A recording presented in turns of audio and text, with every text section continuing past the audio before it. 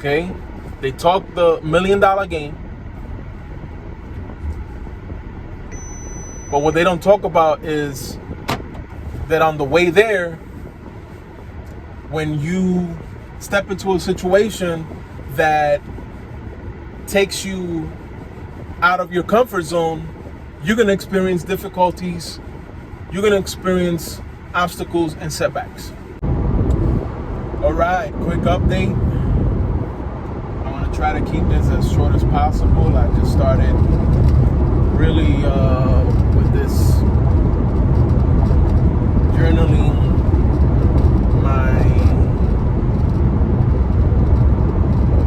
my feelings and my trek through life on YouTube, and what I'm doing with, you know, switching careers. And I'm 42 and I'm a family man. I got 2 young ones at home, and I have a wonderful wife. And so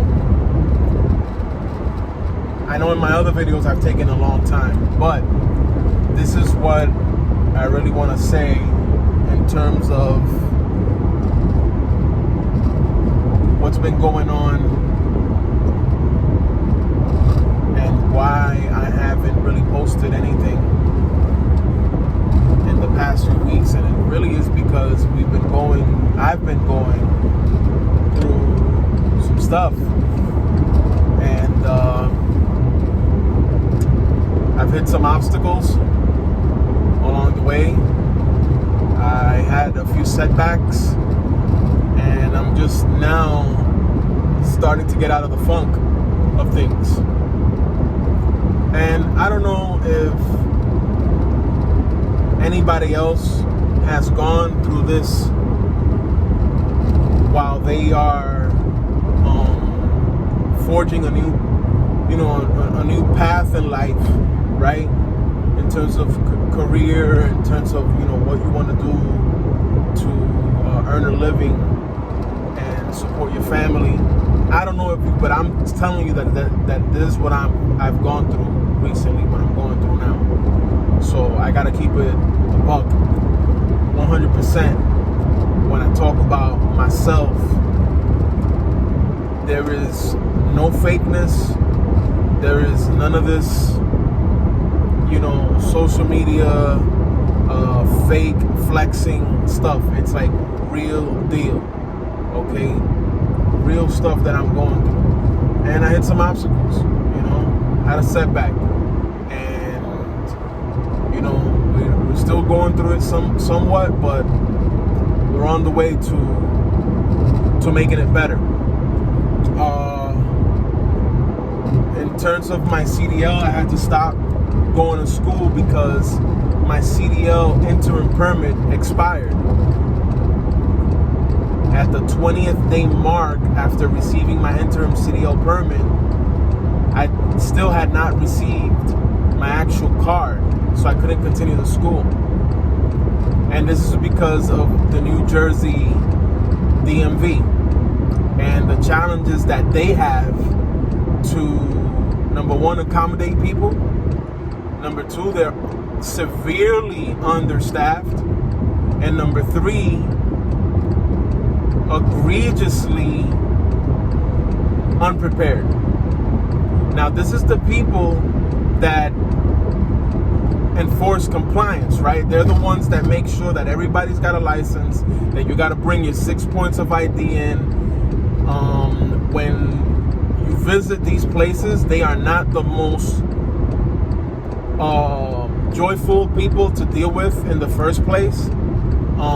They could be unnecessarily stern and disrespectful, a little bit detached, you know, when it comes to being a human, you know, having that human side. There's definitely a lot of arrogance and a lot of prejudice going on in these places, experienced by me. I don't know if that's happened to any of y'all out there, but, and a lot of you will say, oh, that's the DMV everywhere. But don't you think that's a shame? Don't you think that that's a shame? I mean, for how long are taxpayers going to go through this and something be done about it? It's ridiculous. It's ridiculous. And me, as a respectful person and as a taxpayer, law-abiding citizen, I expect better out of the state agency that handles my license. I called the number that was on the interim CDL license I had. They said you call this number or email this email and let them know that you never got your card. And I got no response back. When I did get a response back, it was people that did not know how to solve my problem, and everything was bumped up to a supervisor or somebody else. Only one got back to me at one point, then never got back to me again. And if it wasn't that I was persistent, I don't think anything would have gotten done. I ended up getting a courtesy appointment. They told me, listen, go over there, back to Flemington, New Jersey, which is an hour away from me, where you took the test, and you have a courtesy appointment, and let them know what's going on. We're going to go ahead and put your name in the system. Go straight to the desk. Don't talk to any security guards. When I get there, what's obviously there? What in the DMV, you're going to encounter this. I don't know if it's everywhere, but here in Jersey and in New York City and in Connecticut, it's the same thing. You're going to have a security guard outside. Most of the times they're armed. So you're going to have, he or she are going to be overzealous. So their attitude, their whole body language, the way they approach you is as if they run the place, right? And you got to go through them, you know?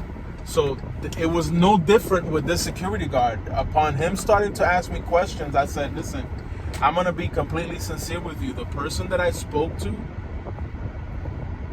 from Trenton in the DMV, they said to bypass you, not talk to any security guard, not answer questions to a security guard, or to go to the desk and let them know what my issue is and that I have a courtesy appointment.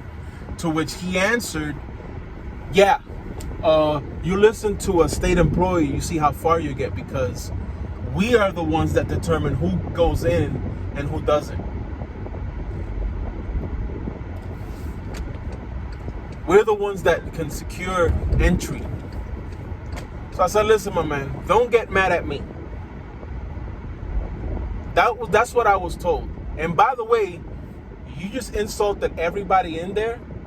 And at the same time, you're employed by, or your company is contracted by the state that you're speaking badly about, which is ridiculous. So DMV really stopped having these pipsqueak security guards or retired police officers, whatever they are. You understand? Well, people that want to be law enforcement and that never made it to the academy and that are living some type of fantasy. Get them off the high horse. They have to be accommodating. They have to be respectful. They have to be understanding. Okay?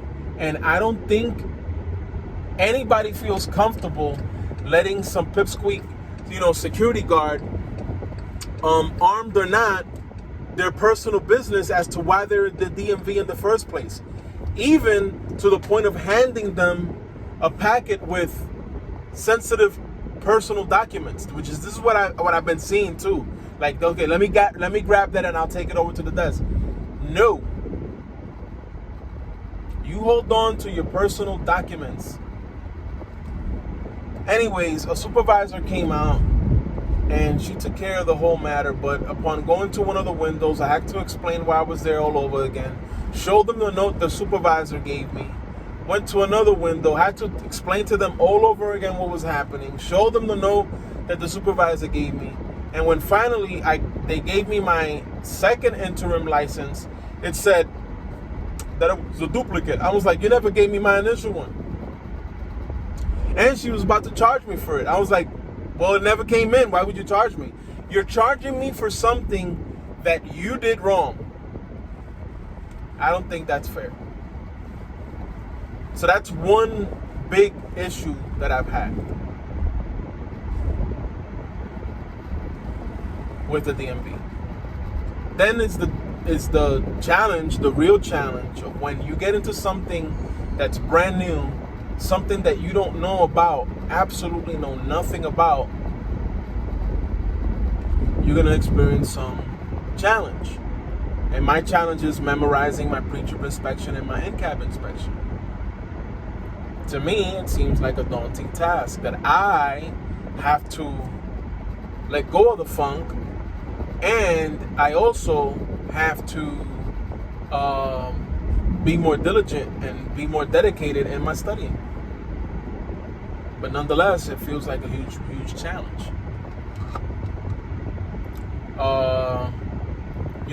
I look on the people that have had enormous success in the business world.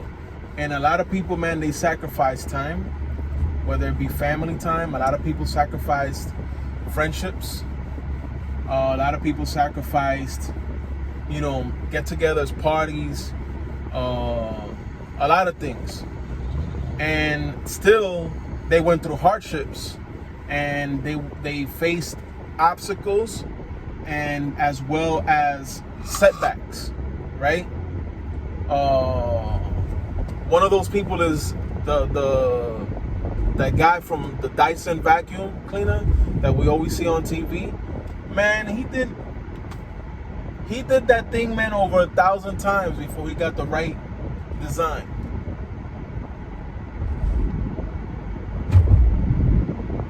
So I'm over here thinking I notice some people, on social media that talk a lot of smack about success and all this stuff. And they talk about it. They talk about the good stuff. They talk about the results. But they don't talk about the work that needs to get put in. They don't talk about the setbacks. They don't talk about the obstacles. They paint a pretty picture. Okay? They talk the $1 million game. But what they don't talk about is that on the way there, when you step into a situation that takes you out of your comfort zone, you're going to experience difficulties. You're going to experience obstacles and setbacks.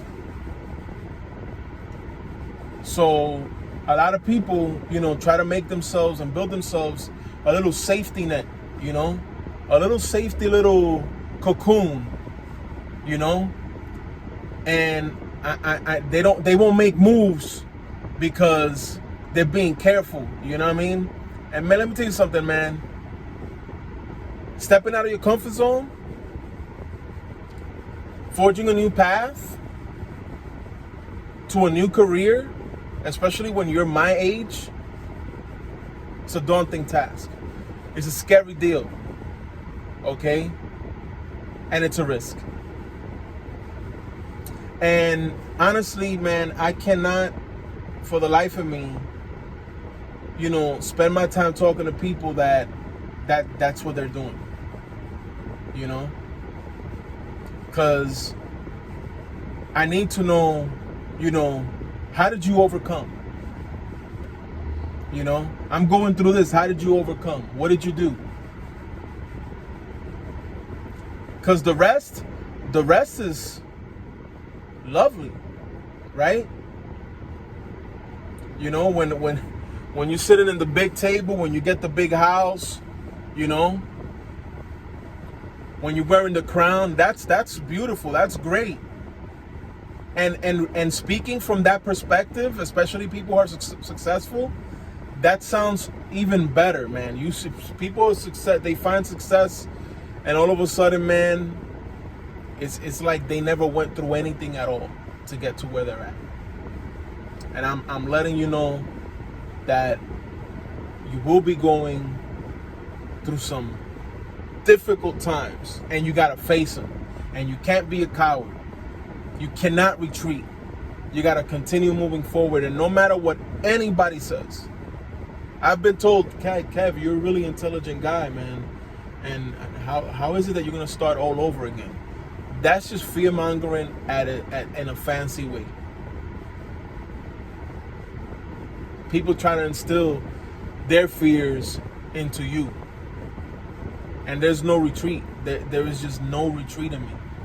Yeah, going through it, going through a funk, having some difficulties, going over obstacles, crashing through obstacles, tripping on obstacles. But you know something? Moving forward. I am going to prevail. Because I'm going to persevere. And hit me up on the comments. Hit me up, in a private message, and let me know, if you faced obstacles, if you faced, difficulties on the way to your success, and what you did that can maybe help me to get over my own obstacles and things that I'm going through. And also share your success, man. I like to hear it. I'm not saying that I don't like to hear successful people. I love to hear that. But how about those canyons you had to traverse in order for you to get to the top of that mountain? You know what I mean? Let's keep it thorough. And it'll be good to hear from some people. In the meantime, we keep moving forward. I just got out of my job. I'm picking something up in my favorite bakery. If you're in the Bloomfield area, you gotta check out Jen Corelli's bakery. Man, let me tell you something. This place is incredible. And I gotta pick up a loaf of semolina bread with seeds and take it home with some coffee later on. That's gonna be great. Come check this place out if you're around here. And hit me up. Peace out.